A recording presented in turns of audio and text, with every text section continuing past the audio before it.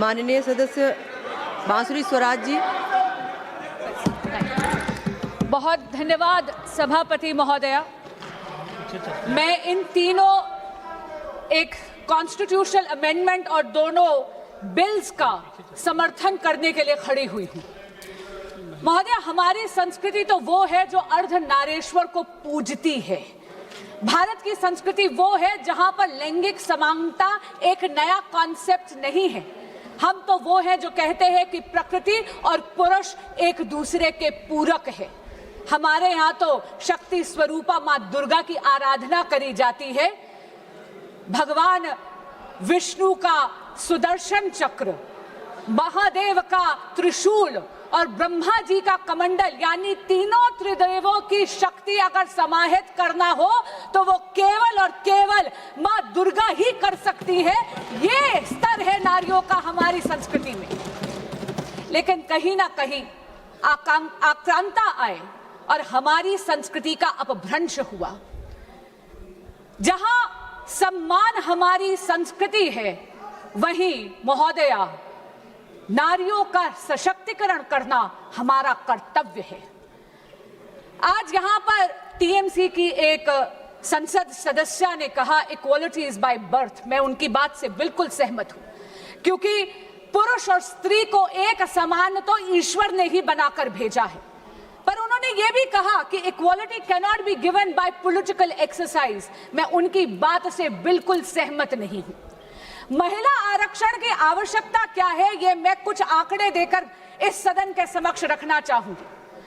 आज महिलाएं पूरे के पूरे विश्व में, खास करके महिलाएं जो भारत की बेटियां हैं, वो अपना परचम लहरा रही हैं। वो चाहे साइंस हो, चाहे टेक्नोलॉजी हो, चाहे लॉ हो, लेकिन राजनीतिक क्षेत्र में उनका प्रतिनिधित्व बहुत कम है। अगर हम 2024 का इलेक्शन देखें तो वहां पर महिला वोटर की तादाद पुरुषों के मुकाबले ज्यादा थी। लेकिन मैं पूछना चाहती हूं विपक्ष के उन साथियों से जो आज इस संशोधन का समर्थन नहीं कर रहे, क्या बात आप महिलाओं की भूमिका केवल मतदाता तक ही रखना चाहते हैं क्या? आज इस सदन में महिलाओं का प्रतिनिधित्व केवल 13.6% है। अगर हम विधानसभा में जाएं तो वहां पर महिलाओं का प्रतिनिधित्व 10% से भी कम है। और अगर हम ग्लोबल परसेंटेजेस देखें महोदया, तो वहां पर 27.6% है। मैं तो धन्यवाद करती हूं आदरणीय प्रधानमंत्री श्री नरेंद्र मोदी जी का और इस सदन में उन सभी राजनीतिक दलों का जिन्होंने 27 बरस पुराना विलंब जो था, डिले थी, उसको हर कर नारी शक्ति वंदन अधिनियम को सितंबर 2023 को एक हकीकत बनाया, उसको पारित करा। पर महोदया, मुझे अचंबा है कि मेरे विपक्ष के साथी जिन्होंने सर्वसम्मति से नारी शक्ति वंदन अधिनियम पारित तो कर दिया, उसे कानून तो बना दिया, आज वो इसे 2029 में लागू करने के लिए अपना समर्थन क्यों नहीं दे रहे हैं? वो क्यों अपने हाथ खींच रहे हैं? कल मैंने एक वीडियो देखी जो माननीय नेता प्रतिपक्ष ने जारी करी थी। मैं आपके माध्यम से उनको कहना चाहती हूं, ये जो संशोधन आया है, ये वचन पूर्ति के लिए आया है। इस पूरे सदन ने प्रधानमंत्री श्री नरेंद्र मोदी जी की प्रेरणा से, इस देश की मातृ शक्ति से ये वचन करा था कि हम इस कानून को 2029 से ही लागू कर देंगे। मैं पूछना चाहती हूं माननीय नेता प्रतिपक्ष से, वो कहते हैं this is a power grabbing move. मैं उन्हें याद कराना चाहती हूँ, पावर ग्रैब का मुद्दा नहीं, ये पावर बैलेंस का विषय है। ये हक चोरी का विषय नहीं, हक के हिसाब का विषय है। और महोदया, बहुत विनम्रता से कहना चाहूंगी कि इस सदन को, इस देश की मातृशक्ति को उसके हक का हिसाब देना पड़ेगा। दल और राजनीतिक स्वार्थ से ऊपर उठकर, विचारधारा की भिन्नता से ऊपर उठकर, इस सदन की जिम्मेदारी है कि हम इस संशोधन को सर्वसम्मति से पारित करें। विपक्ष के कुछ साथियों ने कुछ ऐसे क्रिटिसिज्म्स रखे हैं, कुछ ऐसे कटाक्ष रखे हैं, जिन्हें मैं यहां बहुत विनम्रता से उनका जवाब देना चाहूंगी, उन संशयों का। और ये आग्रह करना चाहूंगी कि आपके संशय डिबेट तक सीमित रहे, वोट तक उन पर उनकी परछाई मत पड़ने दीजिएगा। माननीय उपनेता सदन ने कहा कि हम आरक्षण के पक्ष में नहीं हैं। मैं उन्हें याद कराना चाहती हूं कि 40 बरस से इस देश की बेटियां प्रतीक्षा कर रही थी नारी शक्ति अधिनियम लागू हो, महिला आरक्षण लागू हो। ये नरेंद्र मोदी सरकार है जो सर्वसम्मति से इसको पारित कर कानून बना पाई सितंबर 2023 से। तो हमारी नीयत साफ है, हमारी नीति साफ है, ये तो परिलक्षित हमने सितंबर 2023 में ही कर दिया। मैं फिर पूछना चाहती, बार बार विपक्ष के कई साथियों ने कहा, टाइमिंग की बात करी, यहां तक कि माननीय अखिलेश यादव जी ने कहा जल्दबाजी। मैं पूछना चाहती हूं कि 40 बरस की डिले के बाद भी आप जल्दबाजी का आरोप किस मुंह से लगा रहे हैं?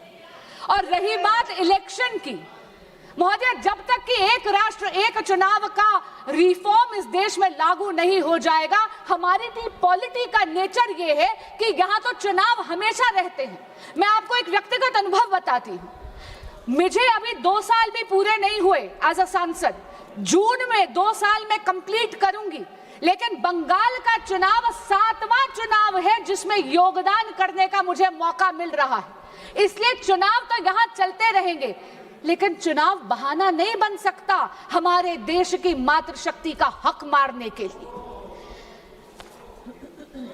अखिलेश जी ने विचार परिवार की भी बात करी। मैं शायद वो इस बात से अवगत नहीं है, क्योंकि मैं भी राष्ट्रीय सेविका समिति की ही एक कार्यकर्ता हूं। पिछले 90 वर्षों से राष्ट्रीय सेविका समिति संघ के साथ कदम से कदम मिलाकर इस देश की सेवा कर रही है। महोदय, एक भय, एक भ्रम बना दिया गया है डीलिमिटेशन को। मैं आपके माध्यम से ये बात स्पष्ट कर दूं हमारे विपक्ष के साथियों को, डीलिमिटेशन यानी परिसीमन भारतीय जनता पार्टी का प्रपंच नहीं है। It is not a conspiracy of the BJP, it's the constitutional mechanism. वही कॉन्स्टिट्यूशन, वही संविधान जो बाबा भीमराव अंबेडकर जी ने बनाया है, उन्हीं के रचित कॉन्स्टिट्यूशन में ही ये प्रावधान है, ये मैकेनिज्म है जहां पर डीलिमिटेशन अनिवार्य है। पर महोदया, मैं बहुत विनम्रता से कहना चाहती हूं, नारी शक्ति वंदन अधिनियम को लागू करना मंजिल है, परिसीमन केवल और केवल राह है। आप राह और मंजिल में कंफ्यूज मत होइए।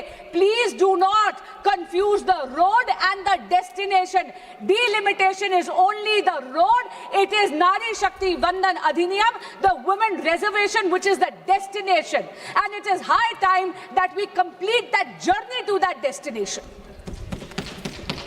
एक और बात कही गई, यहां पर बोला गया कि 543 में क्यों नहीं लगा देते, और मैं हैरान हुई जब एक महिला सांसद ने यह कह दिया कि आप परिसीमन करके सीटें बढ़ा रहे हैं, यह तो शोविनिज्म है। शोविनिज्म का आरोप लगाते हुए ये भूल गए कि 543 सीटें पुरुषों का एकाधिकार नहीं है। वो भूल गई कि इन 543 में आज भी 74 पर हम नारी शक्ति का रिप्रेजेंटेशन करते हैं। महिला सांसद भी हैं इस सदन में। आप रिजर्वेशन को एब्स्ट्रैक्ट में लागू नहीं कर सकते।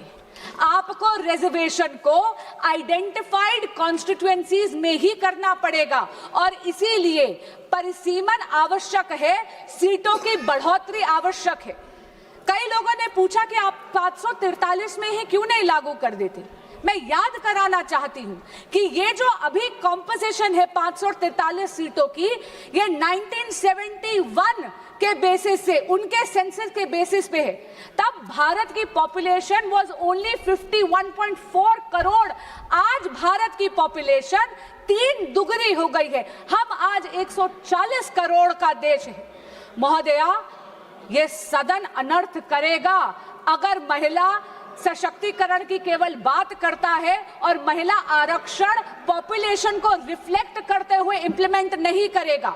नारी शक्ति वंदन अधिनियम के इफेक्टिव इंप्लीमेंटेशन के लिए यह अनिवार्य है कि परिसीमन हो और सीटें बढ़ाई जाए। 74 से 273 तक का ये जो सफर है, ये केवल मातृशक्ति के उत्थान के लिए नहीं, ये इस राष्ट्र को सुदृढ़ करने के लिए, इस राष्ट्र में एक स्वर्णिम अध्याय लिखने के लिए। एक और बोली गई बात, यहां पर उन्होंने कहा कि आप जनगणना नहीं करना चाहते। मैं पुनः याद कराना चाहूंगी, आज सुबह ही माननीय गृह मंत्री ने रिकॉर्ड पे बोला है जनगणना की प्रक्रिया चालू हो गई है, उसमें कास्ट सेंसस केंद्र सरकार करवा रही है। लेकिन महोदय, ऐसा लग रहा है कि महिलाओं को आधार तो क्या मिला, विरोधियों का आधार ही खिसक गया है। महिलाओं का अधिकार से अगर आपका आधार खिसकता है तो ये आपका राजनीतिक अवसरवाद है। पर मैं आज करबद्ध प्रार्थना करना चाहूंगी विपक्ष के सभी साथियों से कि एक बहुत ही इंटेलिजेंट सॉल्यूशन इस विधेयक में, इस बिल में बनाया गया है, जहां पर यह सुनिश्चित करा गया है कि जो टेरिटोरियल ज्योग्राफी है वो तो 2011 के सेंसस के बेसिस पे करी जाए, लेकिन जो सीटों की बढ़ोतरी है उसमें किसी भी मैं पुनः कहती हूं, किसी भी राज्य का हक ना मारा जाए। अरे आज तो सदन में खड़े होकर यशस्वी प्रधानमंत्री श्री नरेंद्र मोदी जी ने गारंटी तक दे दी, और हमसे पूछिए, हम आपको बताना चाहते हैं मोदी की गारंटी सारी गारंटी पूरी करने की गारंटी। दक्षिण भारत में तमिलनाडु में चुनाव है, इसलिए वहां के नेता चुनावी स्वार्थ में, राजनीतिक स्वार्थ में इस देश को नॉर्थ और साउथ में डिवाइड करने की कोशिश कर रहे हैं। लेकिन महोदय, आपके माध्यम से मैं उनको बताना चाहूंगी कि ये जो उनका प्रयास है ये असफल होगा, और जिस संगत में वो बैठे हैं वहां पर केवल हार का चिट्ठा लिखा जाता है। जो भी व्यक्ति इस विधेयक का और इस संशोधन का विरोध कर रहा है वो नारी शक्ति के आक्रोश का पात्र बनेगा। मैं करबद्ध प्रार्थना करती हूं आपके माध्यम से विपक्ष के साथियों को कि कृपया महिलाओं के आक्रोश का नहीं, उनके आशीर्वाद का पात्र बनिए।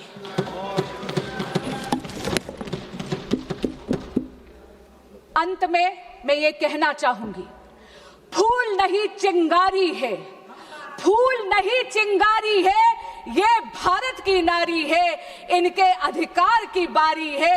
वचन पूर्ति के इस क्षण में पारित करना सदन की जिम्मेदारी है। बहुत बहुत धन्यवाद। माननीय सदस्य श्री अभय कुमार सिन्हा जी।